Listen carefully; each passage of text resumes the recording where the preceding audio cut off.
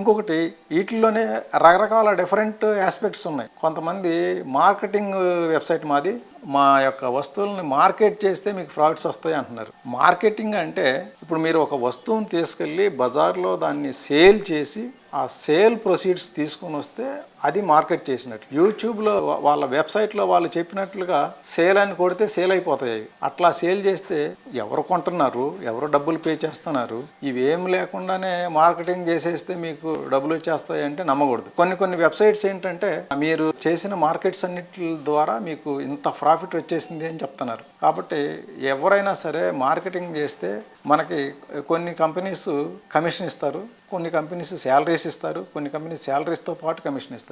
ఇటువంటివన్నీ కంపెనీలో జాయిన్ అయిన తర్వాత టర్మ్స్ అండ్ కండిషన్స్ రాసుకొని మనకి జాబ్ ఆఫర్ వచ్చి జాయిన్ అయ్యి అవన్నీ టర్మ్స్ అండ్ కండిషన్ ఫుల్ఫిల్ చేసిన పక్షంలో అవి జరుగుతాయి. అంతేగాని ఆన్లైన్లో వాట్సాప్లో వచ్చిన లింక్ ద్వారా వచ్చేసేసి మేము ఇట్లా మీకు జాబ్ ఆఫర్ అంటే నమ్మకూడదు. ప్లస్ జాబ్ ఆఫర్ అంటే మనకి మనం చేసిన వర్క్కి వాళ్ళు శాలరీ ఇవ్వాలి, కానీ మన చేత డబ్బులు పెట్టించి అది జాబే కాదు అసలు. కాబట్టి ఎవరైనా మనల్ని ఇన్వెస్ట్ చేయమన్నారు అంటే అది జాబ్ ఆఫర్ కాదు, ఇది ఫేక్ ఆఫర్ అని చెప్పేసి గ్రహించాలి.